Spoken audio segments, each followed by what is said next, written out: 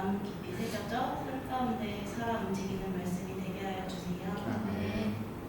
오늘 드리는 이 예배가 형식적인 시간이 아니라 하나님을 깊이 만나는 시간 되게 하시고, 예배를 통해 우리의 마음이 새로워지고 다시 살아갈 힘과 용기를 얻는 시간이 되게 하여 주세요. 이 모든 말씀 우리를 사랑하시는 예수 그리스도의 이름으로 기도드립니다. 아멘.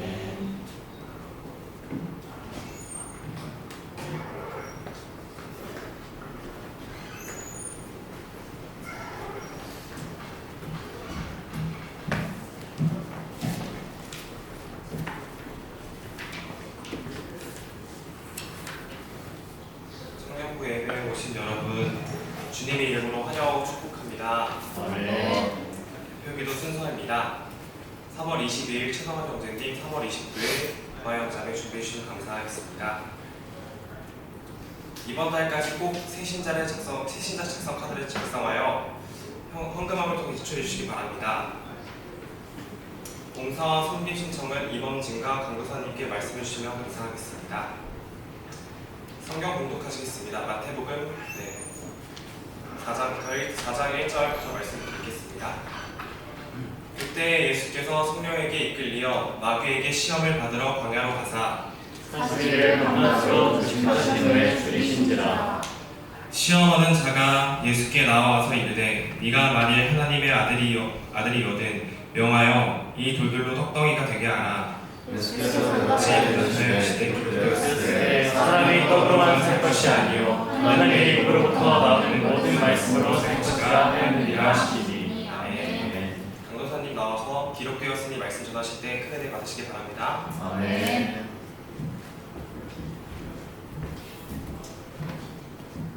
기도하겠습니다. 하나님 아버지 감사합니다. 오늘 이 시간 주의 말씀을 듣습니다.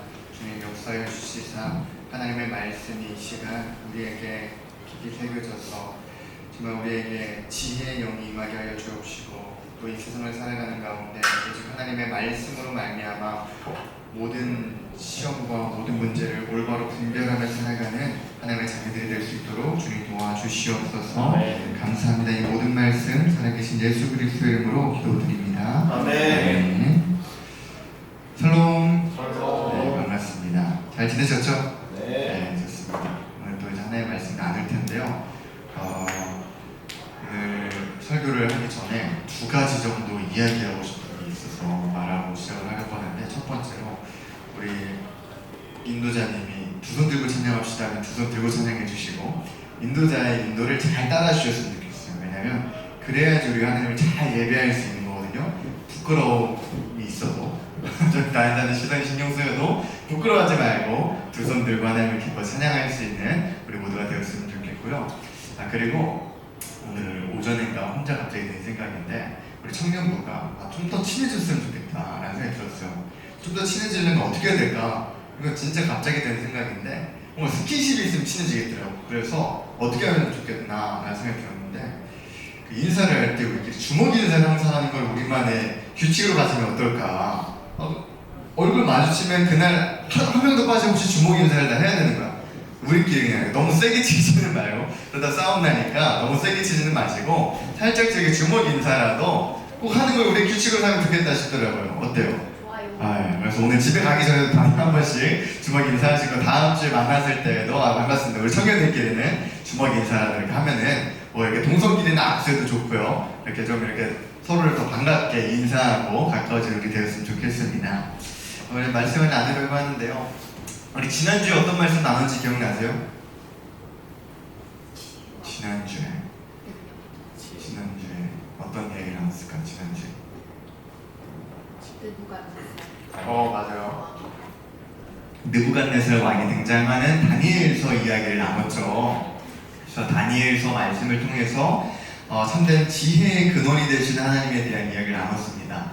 다니엘이 온 바벨론의 모든 지혜자들보다 그 지혜가 몇 배나 뛰어났다고 했죠? 10배나 뛰어났다 했어요. 근데 그 다니엘의 지혜가 어디에서 드러나냐? 어떤 지혜냐? 어떤 문제와 시험과 위험들이 찾아왔을 때 어떠한 나의 생각과 나의 지혜와 나의 판단을 의지하는 것이 아니라 모든 지혜의 근원이 되시는 그 하나님께 찾아가서 그 그 하나님을 의지하고 그 하나님을 붙드는 것이 다니엘의 놀라운 지혜였다라고 이야기를 했어요. 그래서 우리가 그렇게 위기의 상황 가운데에서 세상의 방식을 따르지 아니하고 하나님의 지혜를 구하며 나아갈 때 하나님께서는 그러한 자를 이 세상 가운데 부끄럽게 내버려 두지 않으시고 부끄럽게 하지 않으시고 오히려 그를 통하여 하나님의 영광과 위엄을 온 세상 가운데 드러내시는 그런 도구로 사용하여 주신다. 그런 이야기를 우리가 지난주에 나눴습니다. 네, 기억나시나요?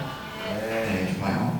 기억이 잘 안 나실 만한 게 지난주에 나눔을 못했어요. 우리가 성가대 회식 때문에 나눔을 못하고 바로 가다 보니까 이렇게 기억이 안 나는 거예요. 그래서 오늘은 지난주 못했으니까 2배로 하고 가시기를 바랍니다. 평상시 20분에서 40분 하고 가세요, 다들. 아무튼 오늘의 주제는 하나님의 지혜로우신 성품 가운데에서도 분별입니다. 분별. 혹시 여러분들 분별을 잘 하시나요? 분별? 진짜와 가짜를, 또 뭐가 거짓이고 참인지 잘 분별하시나요? 우리가 지난주에 지혜에 대하여서 처음 이야기를 할 때 우리가 인생 속에서 어떠한 상황에 지혜가 필요하다고 느낀다고 했죠? 인생을 살아가면서 뭐가 옳은 걸까? 뭐가 하나님의 뜻인 걸까? 하나님은 무엇을 기뻐하실까? 그 판가름이 나에게 잘 서지를 않을 때 그것을 잘 분별하기 위해서 우리에게는 지혜가 필요하다라는 거예요. 그래서 오늘은 크리스천으로서 지혜 안에서 좀 더 세밀한 범주인 분별을 다루게 될 텐데 아마 오늘 말씀을 듣고 나면 여러분들 삶 속에서 벌어지는 크고 작은 선택의 순간들 속에서 조금은 더 하나님의 말씀대로 올바로 판단하고 선택하고 행동할 수 있는 분별의 지혜가 주어지게 될 줄 믿습니다. 오늘 함께 읽어본 말씀은 너무 유명한 이야기예요. 어떤 이야기죠? 마태복음 4장 1절부터 나오는 이야기가 예수님께서 광야에서 마귀에게 시험을 당하신 이야기예요. 어렸을 때부터 주일학교를 다녔다고 하면 한 번쯤은 들어봤을 만한 유명한 이야기죠. 요단강에서 세례 요한에게 세례를 받으신 예수님께서 이제 어떻게 하시죠? 본격적으로 공생의 사역을 시작하시기 전에 성령이 인도하심에 이끌려 광야로 나아가셔서 거기서 무려 40일간 금식을 하세요. 아무것도 드시지 않을 금식을 하시며 하나님과 깊은 교제의 시간을 가지시며 공생의 사역을 준비하십니다. 근데 그때 어떤 일이 일어났다는 거예요? 그 광야에 그 예수님께 마귀가 찾아와서 예수님을 시험하기 시작했다라는 거죠. 사랑하는 여러분, 우리는 오늘 이 지점에서도 한 가지 생각해 보아야 합니다. 지금 예수님께서 마귀에게 시험을 당하신 시점이 언제예요? 예수님께서 좀 약해지셨을 때인가요? 하나님과 멀어진 상태였을까요? 어떤 상황이었죠? 하나님께 강하게 붙들려 있는 상태였어요. 하나님과 깊이 교제하고 있었던 그 순간에 시험이 찾아왔다라는 거예요.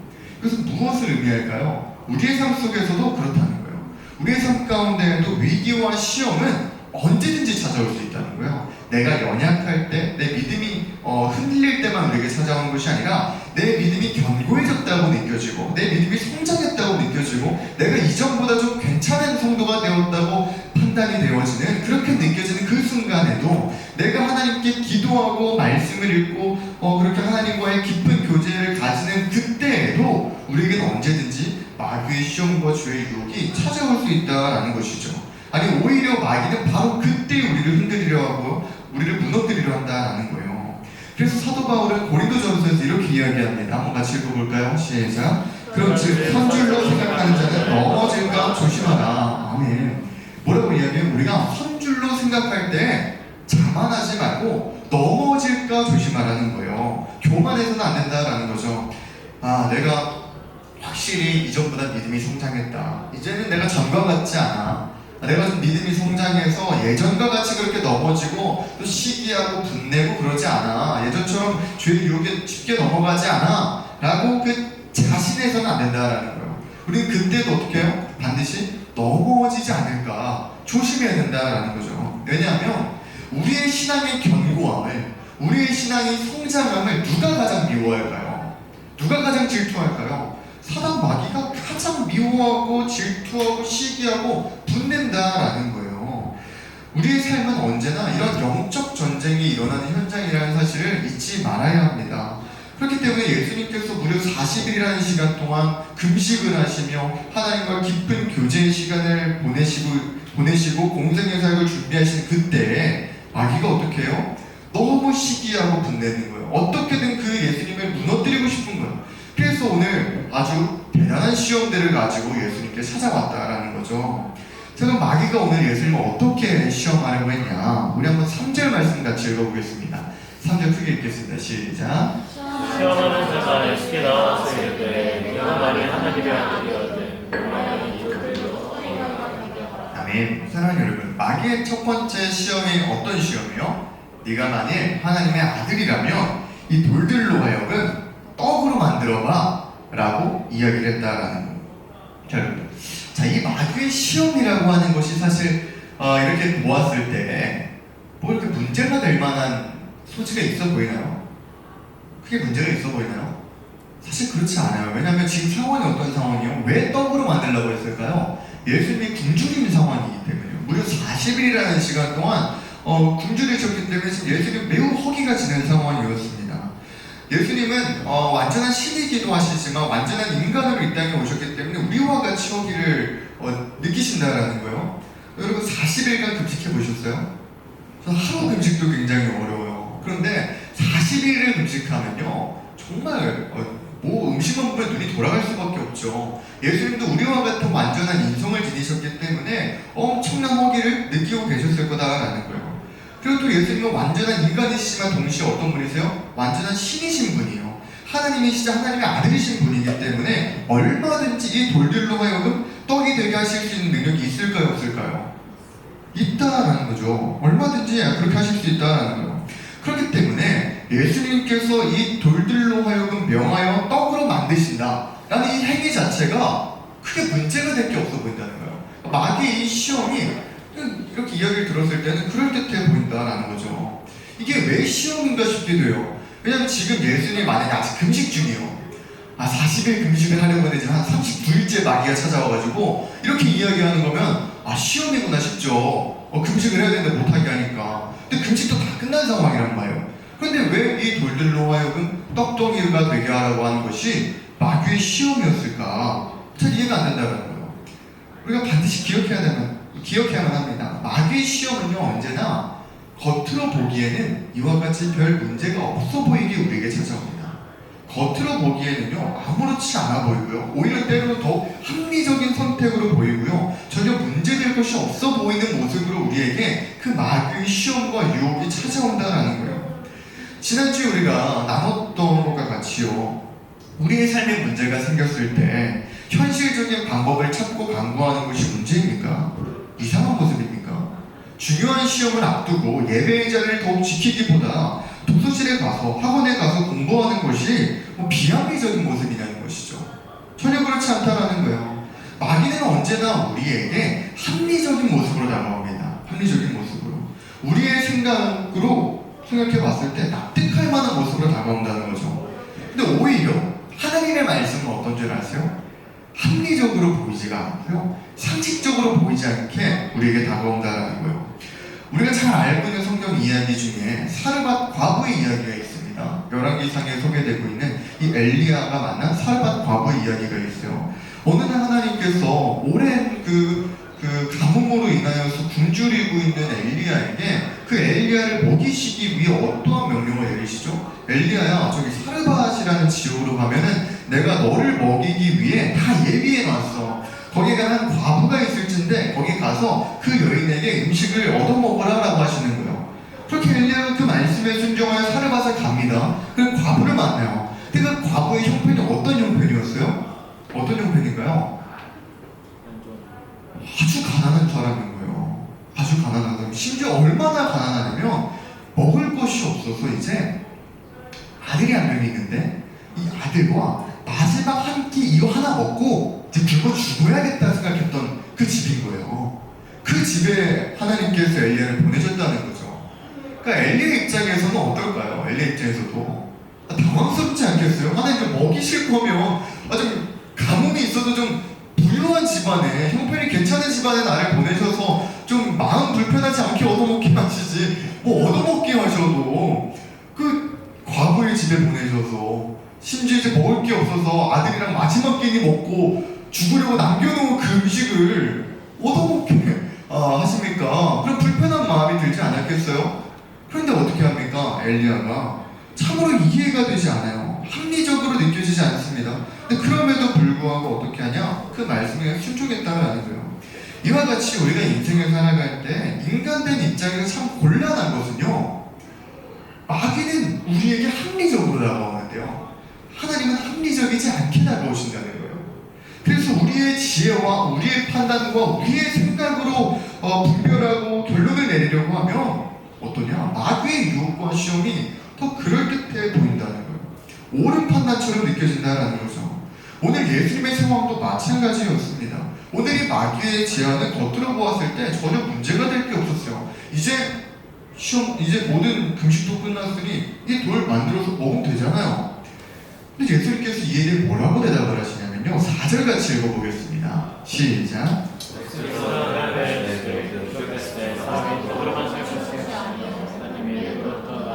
모든 말씀으로 살 것이라 하느니라 하시니. 아멘. 예수님께서 오늘 그러한 마귀의 시험 앞에 뭐라고 대답하실까요? 사람이 떡으로만 살 것이 아니요 하나님의 입으로부터 나오는 모든 말씀으로 살 것이라 말씀하십니다. 사랑하는 여러분, 이게 무슨 말일까요? 왜 돌로 떡을 만들어 보라는 마귀의 제안 앞에서 갑자기 예수님은 사람이 떡으로만 살 것이 아니라 하나님의 입으로부터 나오는 모든 말씀으로 살 것이라고 대답하신 걸까요? 그것은 바로 예수님께서는 지금 마귀가 예수님에게 던지고 있는 이 시험에 저희가 무엇인지 그거를 정확하게 분별하여 보여줬기 때문입니다. 마귀는 지금 그저 단순하게 너의 그 대단한 능력으로 너의 굶주린 배를 채워보라고 하는 이야기가 아니었어요. 마귀의 말에는 어떠한 유혹이 내재되어 있었던 걸까요? 그것은 바로 우리로 하여금 하나님의 때를 기다리지 말고 내 능력으로 스스로 그 문제를 해결해보라는 그 이야기를 예수님에게 던지고 있었다라는 거예요. 왜일까요? 지금 예수님의 상황이 어떤 상황이죠? 성령이 이끌려 광야에 오셨어요. 그렇죠? 본문이 그렇게 기록하고 있죠. 그리고 하나님의 인도하심에 따라 40일간의 금식을 하신 상황입니다. 그리고 예수님은 아까 이야기했던 것처럼 매우 허기가 지는 상황이었어요. 매우 허기가 지는. 그러나 지금 예수님에게는 어떠한 음식이 주어진 상황일까요? 어떤 먹을 것이 공급이 된 상황일까요? 아니요. 하나님께서 공급하신 음식이 아무것도 없는 상황입니다. 그런데 지금 마귀는 이야기하는 거예요. 예수야, 뭘 기다려? 하나님이 너에게 먹을 것을 주지 않고 계시잖아. 그러면 너 하나님의 아들 아니야? 너 하나님의 아들면 능력이 있을 거 아니야? 너 능력으로 만들어 먹어. 그러면 되잖아. 라고 이야기하고 있다는 거예요. 여기에는 어떠한 유혹이 있는 것이냐면요, 예수님으로 하여금 전적으로 온전히 하나님만을 의지하지 못하게 만들고 하나님의 때를 기다리지 못하게 만들고 결국에 내 능력으로 이 문제를 해결하도록 하는 그러한 태도를 만들게 하려고 했다라는 거예요. 그러니까 이 시험은 하나님을 향한 신뢰를 흔드는 시험이었다라는 것이죠. 그래서 예수님께서는 뭐라고 말씀하시는 거예요? 그 마귀에게 사람이 떡으로만 살 것이 아니고 하나님의 입으로부터 나오는 모든 말씀으로 살 것이라 말씀하시며 무엇을 고백하시는 것입니까? 나를 살게 하는 것은 이 떡덩이가 아니라는 거예요. 당장 이 떡덩이가 나의 생명을 공급하는 것처럼 보일 수 있겠지만 진정으로 나를 살게 하는 것은 이 떡덩이가 아니라 하나님의 말씀이라는 거예요. 내 눈앞에 떡덩이가 없다 할지라도 하나님께서 당장 나에게 이 떡덩이를 공급하지 않으신다 할지라도 내 삶의 공급자가 되시는 하나님께서 나와 함께 하신다면 나는 결코 죽지 않는다고, 하나님의 말씀으로 나는 산다고 그가 예수님께서 말씀하고 있다는 거예요. 하나님께서 나의 공급자가 되어주시겠다고 약속하신 이상 내가 하나님보다 앞서가지 않겠다는 거예요. 내가 나 살겠다고 하나님과 이 신앙을 저버리는 그러한 결단을 하지 않겠다는 것이죠. 나를 살게 하는 것은 오직 하나님의 말씀이라고 예수님께서 고백하고 있는 겁니다. 사랑하는 여러분, 기억하시기를 바랍니다. 하나님의 말씀은 비이성적인 것이 아니에요. 하나님의 역사는 비합리적인 것이 아닙니다. 비이성적인 것이 아니고 초이성적인 거예요. 비합리적인 것이 아니고 초합리적인 것임을 우리는 기억해야만 합니다. 마귀의 시험은 우리에게 그럴듯해 보이게 다가오기 위해요, 우리의 눈과 귀에 당장 달콤해 보이는 말들을 속삭입니다. 그래서 우리가 당장 들었을 때 끄덕끄덕일 만한 그런 말들을 우리에게 이야기한다는 거예요. 그러나 우리를 진정으로 살게 하실 그 하나님의 말씀은 우리의 생각과 이성과 지혜와 판단을 초월하여 역사하는 하나님의 말씀이라는 사실을 기억하시길 바랍니다. 앞서 이야기했던 그 사르밧 과부에게 찾아갔던 엘리야가 그 이야기가 어떻게 끝이 납니까? 아까 이야기했던 엘리야가 그 말씀에 순종해요. 이해가 되지 않아요. 아니 어떻게 하나님은 또 너무하시지? 이 마지막 그 끼니를 남겨두고 이렇게 죽음을 앞두고 있는 그 모자에 음식을 뺏어 먹으라 하나? 이해가 되지 않죠. 참 마음이 어렵겠죠. 그럼에도 불구하고 엘리야가 믿음으로 나아가는 거예요. 내 머리로는 이해가 되지 않지만 하나님의 말씀은 언제나 선한 것이니까, 하나님의 말씀은 언제나 옳은 것이니까 하나님의 말씀을 의지하는 믿음을 순종해 보는 겁니다. 그래서 사르밧 여인에게 가서 이야기하는 거죠. 그 음식을 내게 달라고요. 그리고 또 그 사르밧 과부도 어떻게 합니까? 하나님의 선지자의 말씀을 믿는 거예요. 의지하는 거예요. 그 하나님의 말씀이 선일 것임을 믿으며 당장 내 아들과 먹을 것이 이거밖에 없지만 이거 먹고 죽으려고 했지만 이거 내어준다는 게 쉬운 일입니까? 아무리 교회를 다니는 사람이어도 절대 쉽지 않죠. 그럼에도 불구하고 순종하는 거예요. 그 말씀에 순종하자 어떤 일이 일어납니까?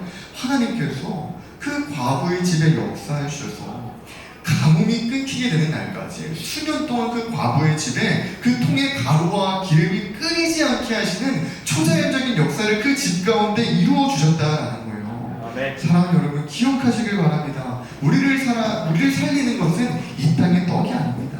아멘. 우리를 살리는 것은 오직 하나님의 말씀이라는 사실을 반드시 기억하시길 바랍니다. 아멘. 그렇게 예수님께서는요, 마귀의 첫 번째 시험을 물리치십니다. 정확하게 분별하셔서 그 시험을 이겨내세요. 그래서 두 번째 시험이 이어집니다. 우리 5절에서 6절 같이 한번 볼게요. 시작. 마귀가 예수를 거룩한 성으로 데려가 성전에게 세우고 이르되 네가 만일 하나님의 아들이어든 뛰어내리라. 기록되었으되 그가 너를 위하여 그의 사자들을 명하시리니 그들이 손으로 너를 받들어 발이 돌에 부딪히지 않게 하리로다 하였느니라. 아멘. 자, 이번에 사단이 어떻게 예수님을 시험하고 있을까요? 마귀가 거룩한 성 예루살렘의 성전 꼭대기로 예수님을 데리고 갑니다. 그리고 그 높은 곳에서 마귀가 예수님에게 말하는 거예요. 네가 하나님의 아들이라면 한번 뛰어내려봐 라고 이야기하는 거예요. 그러면서 마귀가 뭐라고 이야기하죠? 어떤 말을 붙이죠? 기록되었으되 라고 말을 붙입니다. 이게 무슨 말일까요?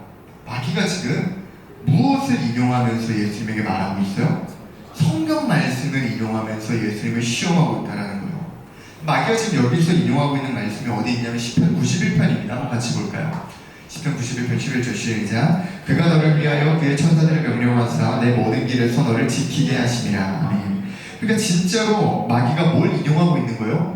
실제로 있는 하나님의 말씀을 인용하고 있다라는 거예요. 말씀을 인용하며 예수님께 말하는 겁니다. 자, 이것 봐. 성경에 이렇게 기록되어 있잖아. 너가 뛰어내려도 하나님께서 너를 위하여 천사들을 명하시사 너를 지켜줄 거라니까, 너의 발을 받들어줄 거라니까, 그러니까 뛰어내려봐 라고 말하고 있다는 거예요.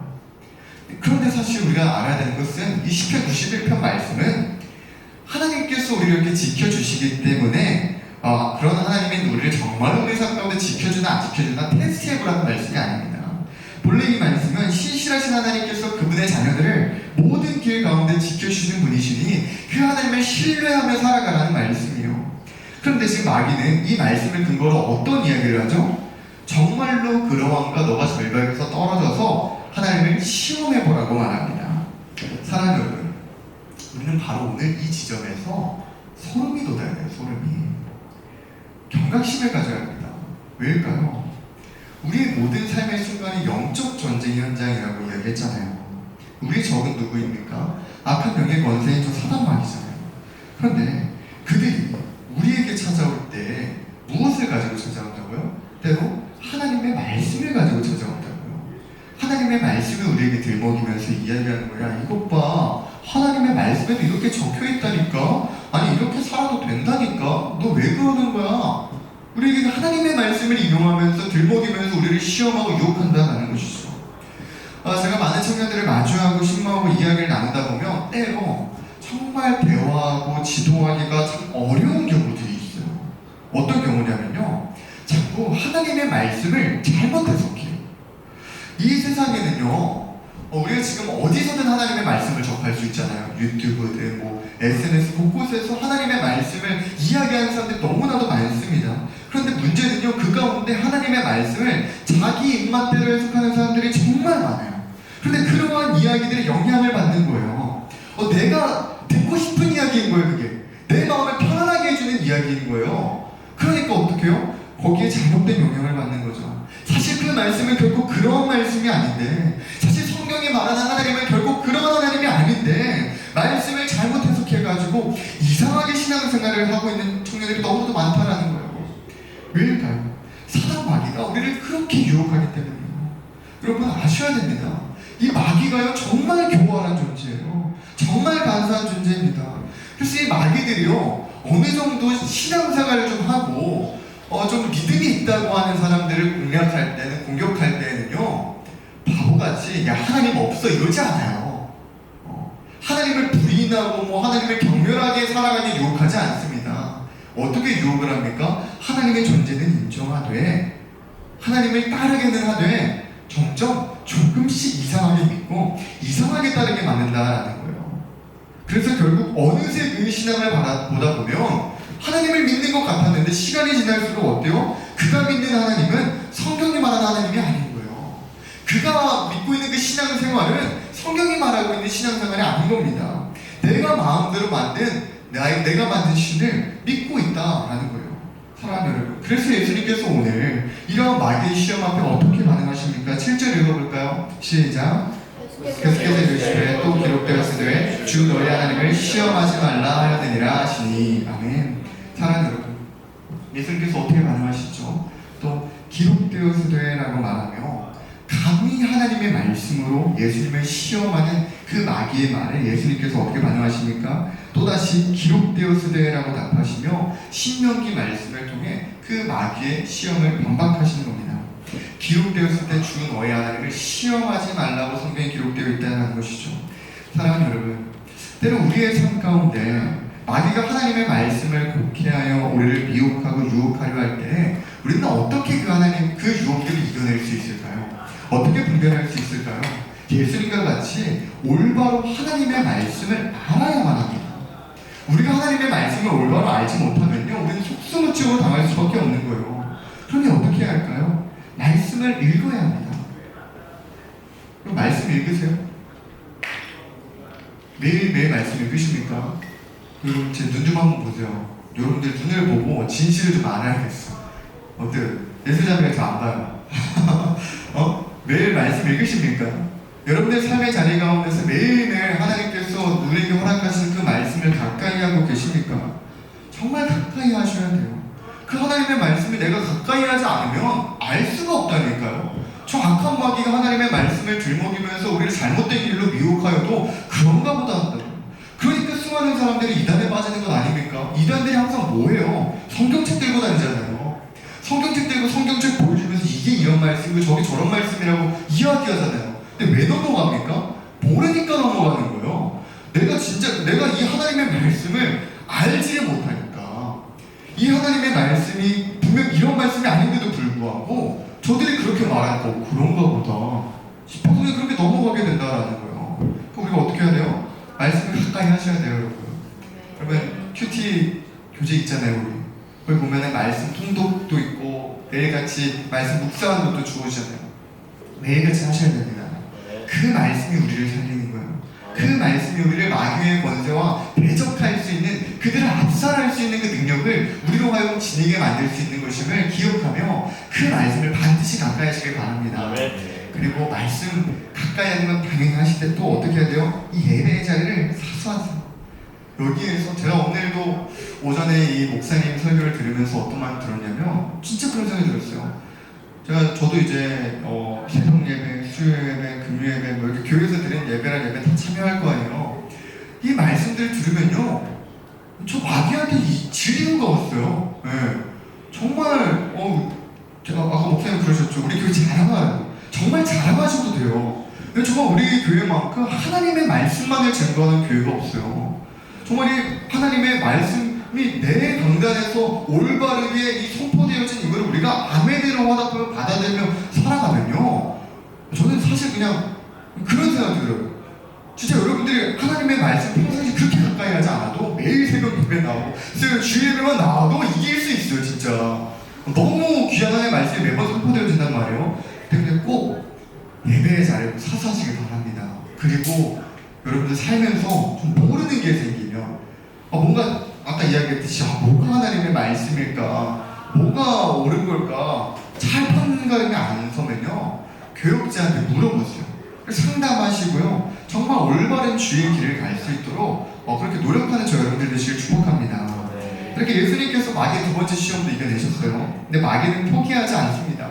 어떻게든 예수님을 넘어뜨리기 위해 또다시 세 번째 마지막 시험을 가지고 오죠. 우리 함께 8절 9절 읽겠습니다. 시작. 마귀가 또 그를 데리고 수높이 높은 산으로 가서 천하만국과 그 영광을 보여 이르되 나는 내게 엎드려 경배하면 이 모든 것을 내게 주리라 하더니. 여러분, 마귀의 마지막 시험이 뭔가요?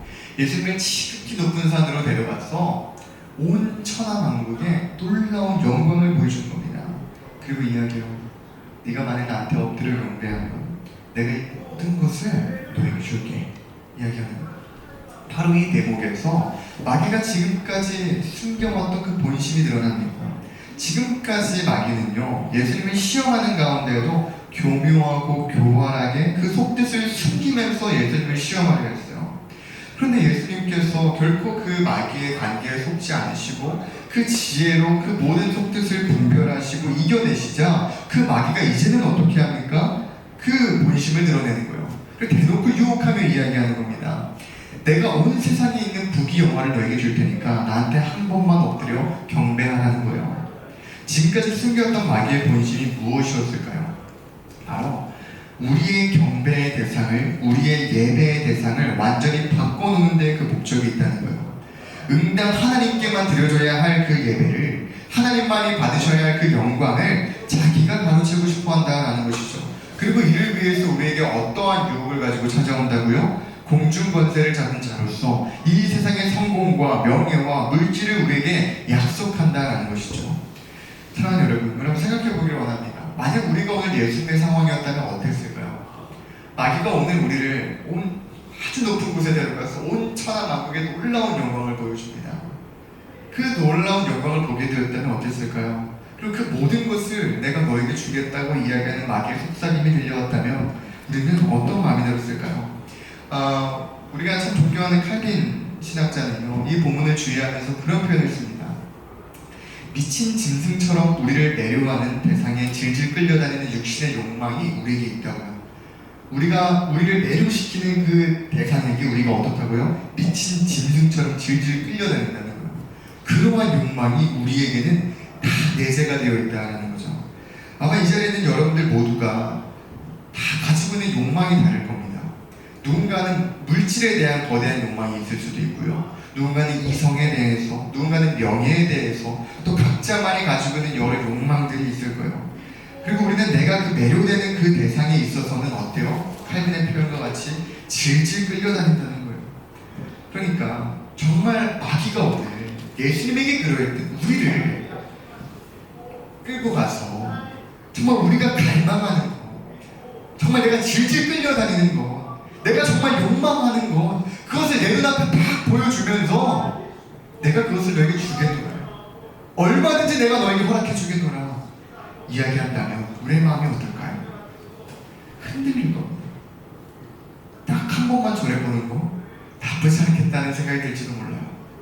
사실 어쩌면 우리는 이미 지나온 많은 시간들 속에서 이미 그렇게 하나님의 말씀이 아니라 나의 죄와 욕망을 선택하며 나에게 엎드려 절해왔던 순간들이 이미 있어왔을지도 모릅니다. 그러나 오늘 그러한 마귀의 시험 앞에 예수님은 어떻게 반응하실까요? 10절입니다. 시작. 10절 시작. 이에 예수께서 말씀하시되 사탄아 물러가라, 기록되었을 때 주 너의 하나님께 경배하고 당한 그를 섬기라 하느니라. 아멘. 예수님께서는 또다시 하나님의 말씀을 근거로 하여 마귀의 시험을 물리치십니다. 하나님의 말씀에 오직 하나님만을 경배하고 다만 그만을 섬기라고 하였는데 내가 어찌 너에게 경배하겠느냐 예수님께서 말씀하시는 거예요. 사랑하는 여러분, 기억하시기를 바랍니다. 우리의 경배와 순종의 대상은 오직 하나님 한 분뿐이십니다. 오직 하나님만이 우리의 예배와 경배와 찬양과 순종을 받기에 합당한 분이시라는 사실을 우리는 기억해야만 합니다. 그리고 우리가 이 사실을 온전히 알고 기억한다면 우리는 반드시 우리의 삶 가운데에서도 오직 하나님의 말씀에만 순종해야 할 줄 믿습니다. 나의 욕망에 순종하고 나의 죄악에 순종하고 저 마귀의 시험에 순종하는 것이 아니라 오직 기록된 하나님의 말씀만을 순종하는 우리가 되어야 할 줄 믿습니다. 아멘. 이 땅을 살아가는 명예를 위하여서, 명예를 위해서, 평안을 위하여서, 당장 나의 만족을 위하여, 쾌락을 위하여서 이렇게 살아야 한다고, 저렇게 살아야 한다고 우리에게 끊임없이 세상의 목소리가 밀려올 거예요. 하나님의 말씀에만 순종하고 하나님만을 경배하는 것이 아니라 세상의 가치를 따르고 경배하는 삶을 살아가게 만들도록 우리를 끊임없이 유혹할 것입니다. 마치 저 잠시 잠깐 동줄 권세를 잡고 있는 저 사람마귀가 마치 온 세상의 주인인 것처럼 느껴지게 만들고, 저 사람마귀가 모든 세상의 특히 공급자인 것처럼 우리를 유혹한다는 거죠. 그리고 세상의 가치를 따라 살아가는 것이 우리가 성공하는 방법인 것처럼 우리를 미혹할 것입니다. 그러나 우리는 반드시 기억해야만 합니다. 우리의 유업은요, 세상이 주는 것이 아닙니다. 우리의 평안과 풍요는 세상이 줄 수 있는 것이 아니에요. 누가 주실까요? 하나님이 주신다고 약속하셨죠. 하나님의 자녀인 우리들에게는요, 하나님께서 우리에게 그 기업과 유업을 주시겠다고 약속하셨음을 믿으시길 바랍니다. 온 우주 만물의 창조주이시오 주권자이신 그 하나님께서 우리에게 약속하신 그 말씀을 우리가 기억해야 할 줄 믿습니다. 사단은 마치 자기가 이 세상의 모든 것을 손에 쥐고 있는 것처럼 말하며 이 세상의 가치대로, 이 세상의 흐름대로 그렇게 살아가야 한다고 우리를 속이지만, 이 세상의 주인은 누구예요? 사단이 아니라는 거예요. 사단이 아니라는 거예요. 오직 하나님만이 온 세상의 주인이라는 거죠. 모든 권세와 모든 영광과 모든 공급의 주인은 오직 하나님이시라는 사실을 믿으시길 바랍니다. 그렇게 우리의 경배의 대상은 누구여야 할까요? 오직 하나님이어야만 합니다. 그래서 예수님이 오늘 뭐라고 말씀하십니까? 예수님은 그 지혜가 있으시기 때문에 분별하셔서 말씀하시는 거예요. 저 사단이 지금 예수님 앞에서 어때요? 굉장히 떵떵거리며 말하잖아요. 나한테 한 번만 경험해라, 모든 걸 줄게. 뭐 되게 멋있게 얘기하잖아요. 예수님은 아시는 거예요. 저 사단 마귀는 이 세상의 주인이 아니라는 것을. 온 세상의 주인은, 온 세상의 왕은 오직 하나님이시라는 사실을 예수님이 알고 계시기 때문에 분별하시는 겁니다. 그래서 예수님이 뭐라고 말씀하세요? 듣지도 않고 뭐라고 말씀하세요? 사단아 물러가라 말씀하시는 거예요. 사단아 물러가라. 사랑하는 여러분, 부디 우리의 삶 가운데 이렇게 죄의 유혹이 우리에게 찾아오는 순간들이 있을 것입니다. 그때 어떻게 해야 될까? 우리가 오늘 예수님과 같이 선포할 줄 믿습니다. 사단아 물러가라. 죄의 유혹아 떠나가라. 나는 오직 하나님께만 경배한다. 나는 세상의 가치를 따르지 않는다. 나는 오직 하나님의 말씀만을 순종한다. 오직 하나님만이 온 세상의 주인이시오 왕이시다. 사단아 물러가라. 선포할 줄 믿습니다. 한번 우리 선포해볼까요? 사단아 물러가라. 한번 더 사단아 물러가라. 정말로 선포하세요. 여러분들 삶의 자리에서 죄의 유혹이 찾아오고 내 마음이 흔들릴 때 어떻게 해야 된다고요? 사단아 물러가라. 죄의 유혹아 떠나가라. 예수님께서 선포하셨던 것 같이 우리가 그 예수님의 말씀을 의지하며 선포할 때 모든 죄의 유혹이 떠나갈 줄 믿습니다. 아멘. 우리 마지막으로 말씀 맺고자 하는 11절 읽어볼까요? 시작. 이에 마귀는 예수를 떠나고 천사들이 나와서 수종을 내리라. 아멘. 예수님께서 그렇게 사단아 떠나가라, 물러가라 말씀하실 때 어떤 일이 일어납니까? 마귀가 물러가는 역사가 일어납니다. 마귀가 물러가는 역사가 일어납니다. 그리고 어떤 일이 일어나죠? 천사들이 나와서 예수님의 수종을 들기 시작했다라는 거예요. 사랑하는 여러분, 오늘 이 말씀을 기억하시길 바랍니다. 아까 이야기했던 것처럼 이 마귀는요, 갖가지의 수를 사용해서 우리를 유혹해요. 갖가지 수를 사용해서 때로는 우리의 연약함을 건드리기도 하고요, 때로는 하나님의 말씀을 인용하면서까지 감히 우리를 유혹하기도 하고요, 우리를 자신의 모습을 속여서도 우리에게 찾아와 우리가 어떻게든 하나님의 말씀이 아닌 세상의 가치를 따라 살아가도록 우리를 유혹하고 미혹하고 넘어뜨리려고 합니다. 그래서 정말 우리가 그 사단 마귀의 이야기를 들을 때에는요, 어때요? 진짜 그런 것 같아요. 진짜 내가 이 땅에 두 발을 붙이고 살아가는 가운데 그렇게 살아가는 게 맞는 것 같다고 느껴진다는 거예요. 되게 합리적으로 느껴지고 맞는 말처럼 느껴진다는 거죠. 그런데 우리의 삶의 기준은 무엇이어야 합니까? 무엇이어야 돼요? 오직 하나님의 말씀이어야 된다는 거예요. 하나님의 말씀은요, 아까 이야기했죠. 어떻다고요? 초합리적이에요. 초이성적이라고요. 우리 그 사실을 기억해야 돼요. 그 하나님의 말씀만을 따라 살아가는 우리가 될 줄 믿습니다. 그렇게 우리가 예수님과 같이 오직 하나님의 말씀으로 나아갈 때 어떤 일이 일어나요? 마귀가 떠나가고 또 천사들이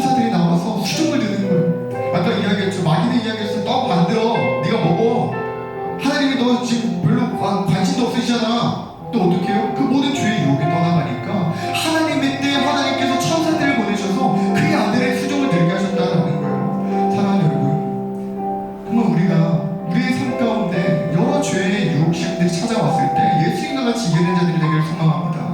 근데 이겨낼 수 있는 비결이 뭘까요? 오늘 예수님이 그 죄의 유혹의 시험들을 어떻게 이겨내셨을까요? 예수님이 반복하여서 말씀하시는 것이 있었어요. 오늘 설교 제목이 뭐죠? 기록되었을 때, 기록되었을 때, 기록되었을 때. 예수님께서는요 오늘 계속 거듭해서 같은 말씀하십니다. 뭐라고 말씀하세요? 기록되었을 때 사람이 떡으로만 살 것이 아니요 하나님의 입으로부터 나오는 모든 말씀으로 살 것이라. 또 뭐라고 말씀하십니까?